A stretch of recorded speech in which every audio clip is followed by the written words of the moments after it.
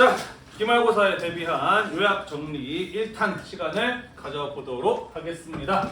자, 우선 첫 번째로 국가의 성립과 발전에서부터 한 무제 시기까지를 한번 정리를 해보도록 할게요. 자, 기원전 2000년경에 하라고 하는 나라가 있었다고 전해집니다. 하지만 실제로 이 나라가 존재했다라고 하는 고고학적인 증거는 아직까지 100% 밝혀지지 않았어요. 그죠? 자, 그래서 우리 교과서에서는 하 왕조에 대해서 무엇이라고 이야기를 하고 있냐면은 문헌상 최초의 왕조다라고 이야기를 하고 있어요. 다만 이 얼리터우 유적에서 청동설절 술잔을 비롯한 성벽의 유적 이런 것들이 발견이 되면서 여기가 역사서에 전해지는 하 왕조가 아닐까 하고 추정하고 있다라고 이야기를 하였어요. 자, 그 뒤에 역사서에 등장했던 기원전 1600년경의 상 왕조의 경우에도 원래는 문헌상에만 존재하는 왕조로 여겨지고 있었어요. 그런데 무엇이 발견이 되면서 갑골 문자와 은허 유적이 발굴이 되면서 여기가 실제로 존재했던 나라구나라는 것이 고고학적으로 증명이 되었습니다. 그죠? 자, 상 왕조에서는 왜 갑골 문자 같은 것들을 만들었나요? 어떻게 정치를 하는 나라였기 때문에 왕이 국가 중대사를 점을 쳐서 결정을 하는 나라, 신정 정치의 나라였어요. 그리고 갑골문은 바로 왕이 그렇게 점을 칠 때 썼던 것들이었죠. 그죠? 자, 이 상 왕조를 대표하는 청동기로 어떤 것을 소개하고 있냐면은 네 발 달린 솥, 청동솥 이런 것을 소개하고 있어요. 그죠? 신정 정치의 국가이기 때문에 제기가 대단히 중요한 나라였다라는 이런 이야기를 했었습니다. 자, 그러다가 상 왕조를 무너뜨리고 새롭게 중원을 정복한 주 왕조가 기원전 11세기경에 등장을 하게 되는데 주나라의 왕은 상을 무너뜨리고 정복한 그 지역을 자신이 직접 다 통치할 만한 힘이 없었어요. 그죠? 자, 그래서 전국의 각 지역을 나를 대신한 사람을 임명해서 통치하도록 하였죠. 그 각각의 지역을 다스리게 한 사람들을 무엇이라고 불렀나요?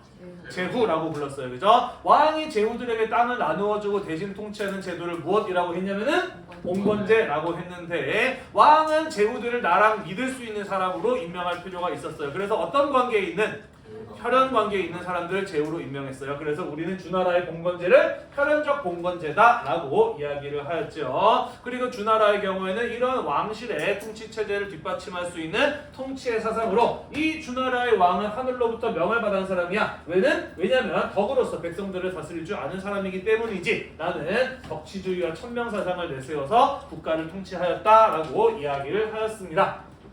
자, 하지만 혈연적 봉건제에는 문제가 있었어요. 시간이 지나면 지날수록 점점 더 왕과 제후 사이에 혈연 관계가 약화된다라는 것이었죠. 그죠? 자, 그러면서 제후들이 점차 독립적인 세력으로 성장해 나가기 시작을 합니다. 하지만 주나라 왕실이 제후들보다 힘이 셌기 때문에 제후들을 힘으로라도 통제하는 게 가능했어. 하지만 견융족이 침입해서 주나라 왕실이 큰 피해를 입었어요. 그래서 견융족의 침입으로 인해서 주나라가 수도를 호경에서 나급으로 옮기는 주의 동천 사건 이후에는 주나라 왕실의 힘이 제후들보다 약해지게 되면서 이후에는 제후들에 대한 통제력을 잃어버리게 되었다라고 이야기를 했었죠. 기억이 나시나요? 네. 자, 그러면서 제후들이 왕의 통제로부터 벗어나서 독립적인 국가들처럼 행동하는 춘추 시대가 열리게 되었다라고 이야기를 했습니다. 자, 춘추 시대 때 잘 나갔던 나라들이 몇 개 정도 있었나요?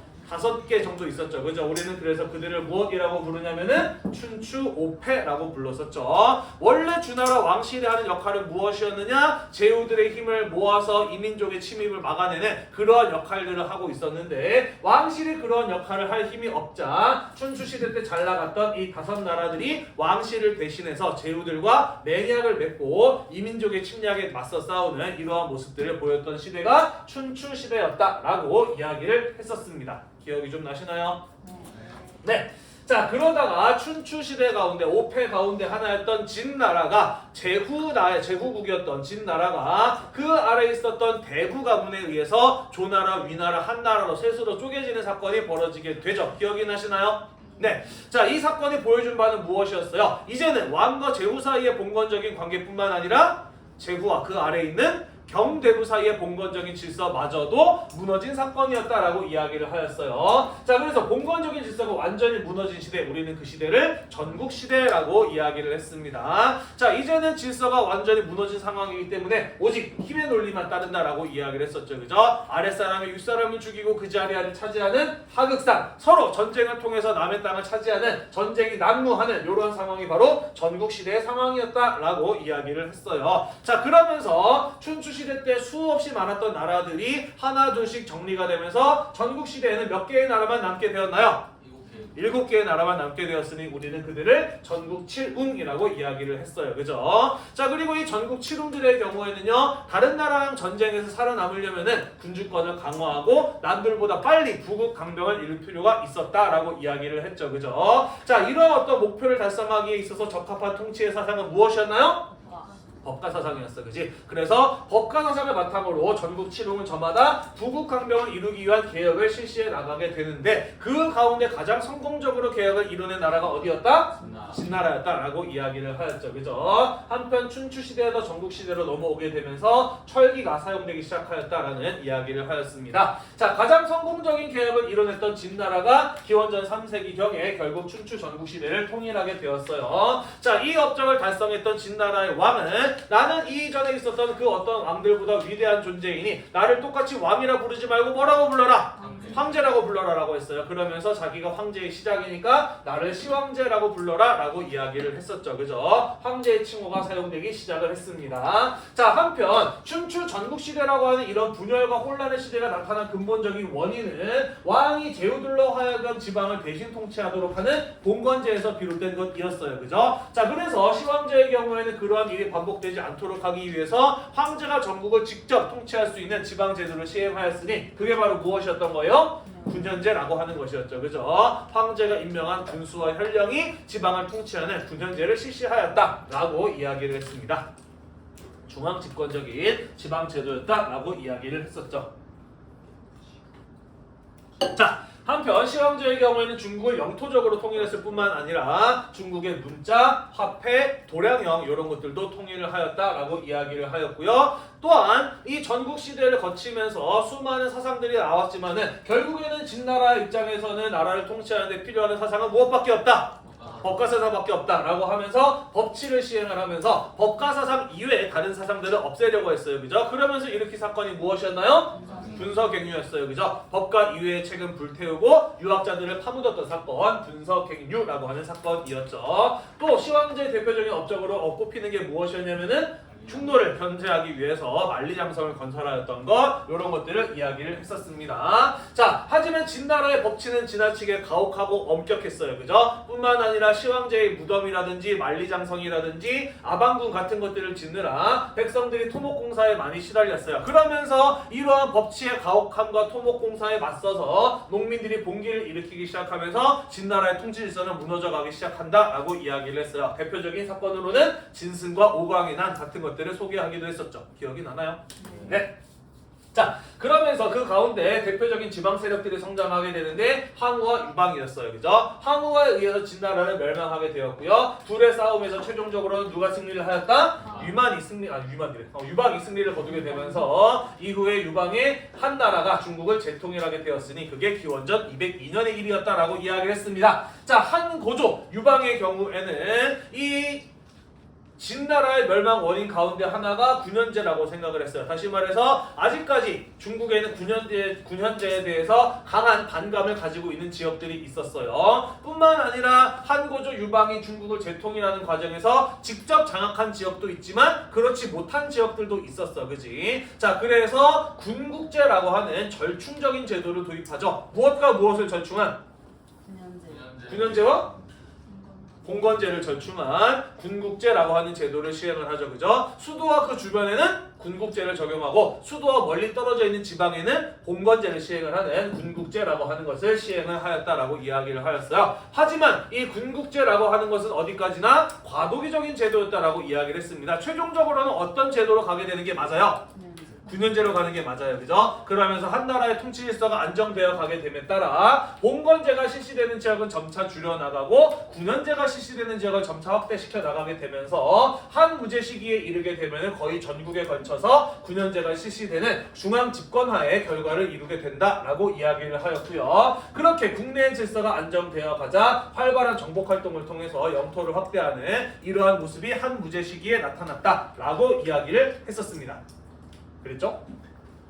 또한 진나라의 경우에는 법치에 지나치게 가혹하고 엄격함으로 인해서 멸망을 했어요. 법과 사상을 대신할 수 있는 새로운 통치의 사상을 필요로 하였다라고 이야기를 하였죠. 이때 한 무제에게 동중서라고 하는 사람이 유학을 건의하게 됩니다. 그죠? 자, 그러면서 한 무제 때부터 유학을 국가의 통치 이념으로 삼아서 적극적으로 장려하는 모습을 보이게 되죠. 그러면서 태학을 설립한다든지 유교적인 교양과 지식을 갖춘 지방 인재를 추천을 통해서 뽑는 향거 리선제 같은 이러한 제도의 도입이 한 무제 시기에 이루어졌다라고 이야기를 했습니다. 이렇게 한 나라가 잘 나가게 되자 우리가 다른 나라보다 우위에 있어라고 생각하면서 마치 주변의 다른 국가와 민족을 신하처럼 대하려는 그러한 태도가 나타나게 되죠. 그죠? 우리는 그런 것을 화의관이라고 이야기를 했는데 이러한 화의관과 천명과 사상을 바탕으로 마치 주나라 왕실이 제후국들을 대하는 것 같은 국제관계를 다른 나라와의 관계에 적용하기 시작하였으니 그게 바로 조공과 책봉의 관계였다라고 이야기를 했었습니다.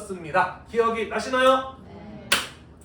이런 일이 벌어지고 있는 동안 북방 초원 지역에서는 춘추 전국시대의 중국의 혼란의 기간에 흉노라고 하는 북방 유목민족이 성장하였다라고 이야기를 하였어요. 자, 흉노족의 최고 통치자를 무엇이라고 이야기를 했나요? 선우라고 했어요. 그리고 선우는 그 아래 좌현왕과 우현왕이 세 명이 흉노의 영역을 셋으로 나누어서 통치하였다라고 이야기를 하였었죠. 만리장성이 세워지게 되면서 그들의 힘이 크게 위축되었습니다만은 중국의 진한 교체기의 혼란이 벌어지게 되면서 다시 성장을 하게 되었고요. 이후에 한고조 유방이 중국을 재통할 때쯤 흉노족은 묵특선우라고 하는 선우가 흉노족의 전성기를 이끌고 있었다라고 이야기를 하였어요. 자, 그래서 한고조 유방은 묵특선우를 굴복시키기 위해서 군대를 끌고 쳐들어갔습니다만은 오히려 백등산에서 포위당하면서 간신히 탈출하는 평성의 치라고 하는 사건을 경험하게 되죠. 묵특선우가 한고조 유방을 오히려 굴복시키게 되었죠. 자, 그래서 흉노에 비해서 군사적인 우위에 밀렸던 한나라의 경우에는 흉노랑 평화를 유지하기 위해서 화번공주를 보내고 매년 물자를 지원하면서 그들과 화치를 통해서 평화를 유지하는 모습을 보였다라고 이야기를 했었습니다. 기억이 나시죠? 자, 이러한 흉노의 군사적 우위는 한 무제 때까지 이어지다가 전성기를 맞이한 한 무제 때 흉노에 대한 대대적인 공격이 이루어지게 되죠. 그죠? 자, 그러면서 이후에 흉노족의 경우에는 점차 쇠퇴의 길을 걷게 되는데 한 무제가 흉노랑 전쟁을 할 때 너무나 비용의 부담이 크다 보니까 흉노랑 함께 싸울 수 있는 동맹국을 구하고자 하였어요. 그죠? 그러면서 대월지라고 하는 나라를 찾아서 누구를 파견하였나요? 장건이라는 사람을 파견했고 그 과정에서 무엇이 개척이 되었다? 비단길이 개척이 되었다라는 이런 이야기들도 우리가 수업 시간에 함께 살펴보았었습니다. 자, 이런 일들이 벌어지고 있는 동안 한반도에서는 어떤 일들이 있었느냐? 자, 삼국 유사에 따르자면 고조선이라는 나라는 기원전 2333년에 세워졌다라고 전해지지만 실제로 중국 측 역사서에 한반도에 고조선이 등장하는 것은 기원전 7세기 무렵이다라고 이야기를 하였어요. 자, 고조선이라고 하는 나라의 영역이 어디였다라고 하는 것을 가늠할 수 있는 유물 대표적인 거 두 개 이야기했습니다. 무엇과 무엇이었나요? 비파형 동검과 북방식 고인돌이었어요. 그죠? 그리고 고조선은 8개의 항목으로 이루어진 8조의 법을 통해서 나라를 다스렸다. 고조선의 왕은 제사장을 겸한 제정일치의 정치 형태였다. 이런 이야기들 우리 함께 배웠습니다. 자, 이후에 조선은 점차 성장을 하면서 전국 7흥 가운데 가장 동쪽에 있었던 연나라와 대립을 하고 또 그들의 침략을 받는 이러한 모습이 나타나기도 하였다라는 거 수업 시간에 이야기를 했었고요. 중국의 진한 교체기의 혼란이 일어나게 되자 위만이라고 하는 사람이 조선 땅으로 망명을 오게 되는데 이후에 이 위만이 고조선의 준왕을 몰아내고 조선의 왕위에 오르게 되니 우리는 이때부터를 위만조선이라고도 부른다라는 거 이야기를 했었죠. 위만이 집권하면서부터 조선은 본격적으로 중국으로부터 철기 문화를 받아들이고요. 한나라와 동쪽 남쪽에 있었던 예진 같은 나라 사이에서 중개무역을 통해서 큰 번영을 이루었다라고 이야기를 했었죠. 그죠? 자, 그래서 이 조선이라고 하는 나라가 중개무역으로 큰 번영을 이루고 있었던 점, 나아가서 흉노랑 손을 잡을 것이 우려되는 상황이었던 것으로 인해서 한무제 때 조선은 한나라의 침략을 받게 되고요. 두 차례에 걸친 한나라의 침략을 받으면서 결국 조선의 경우에는 기원전 108년에 멸망을 하게 되었습니다. 이후에 한나라는 이 옛 조선의 땅을 직접 통치하기 위해서 거기에 4개의 군현을 설치하였으니 우리는 그것을 한사군이라고 부르죠. 그리고 낙랑군 같은 게 이때 만들어졌던 대표적인 한사군이었다라고 이야기를 했습니다. 정리가 좀 되셨나요? 자, 일단 이렇게 해서 국가의 성립부터 한무제 시기까지의 내용을 쭉 한번 살펴보았습니다. 다음 영상에서는요, 전한 시기에서부터 신라의 삼국통일 때까지의 내용을 한번 정리해 보도록 하겠습니다. 잠시 후에 돌아오도록 할게요.